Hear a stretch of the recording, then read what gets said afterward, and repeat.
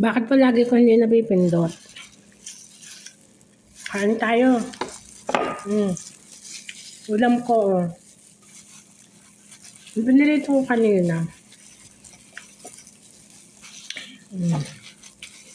Sarap.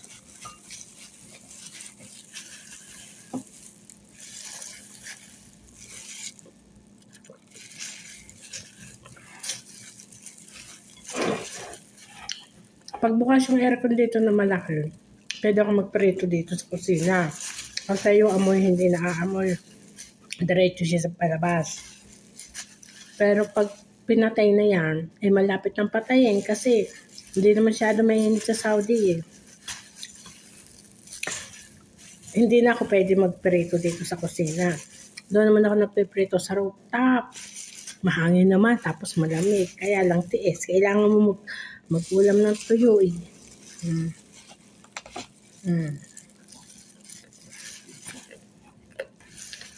Sarap. Sinusaw ko sa suka na may bawang.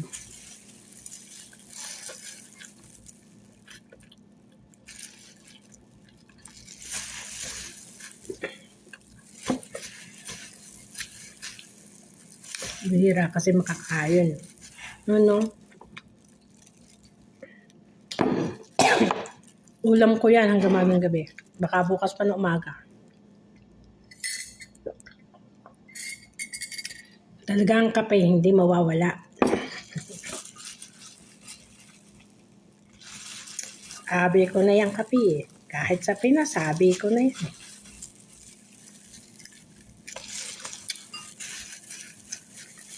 Bago mag-almusal, magkakape muna.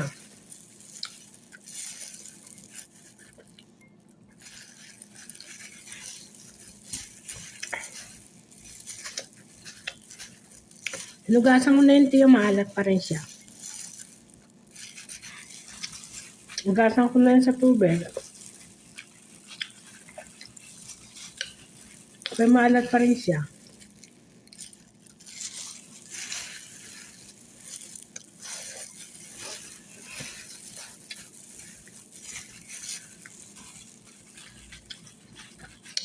Sarap.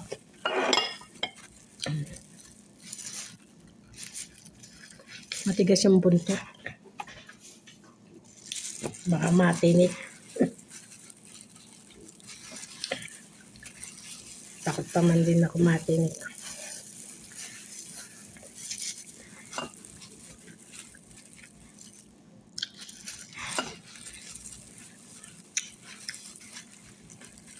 Ang tuyo pag sinawsaw sa suka na may bawang, masarap no.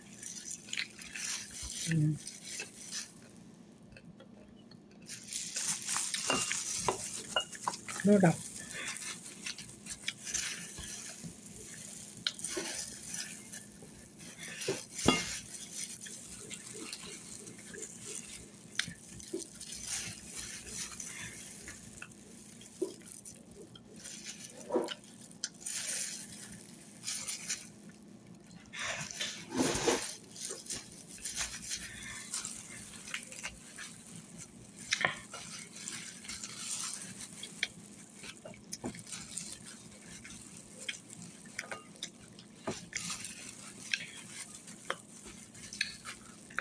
Umuwi ako, nagbakasyon ako. Nagdala ako dito ng tuyo sa kaalamang. Binalit ko ng binalot na maigi.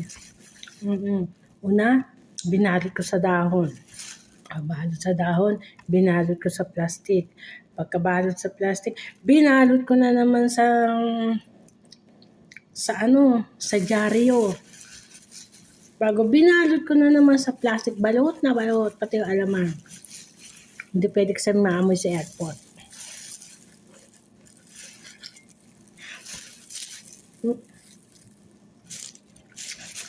Hindi.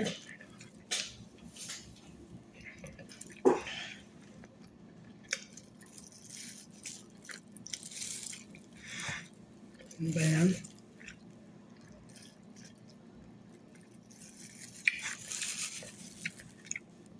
Allergic talaga ako sa tinig.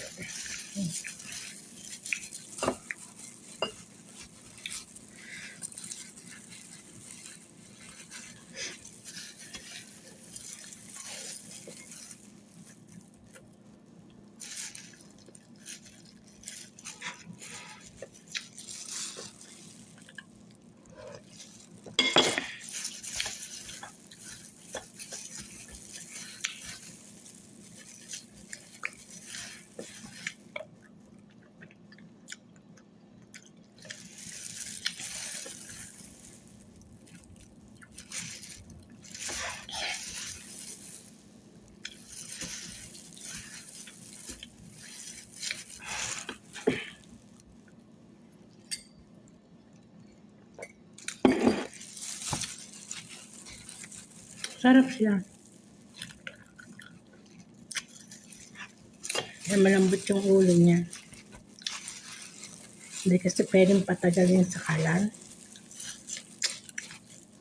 Hmm?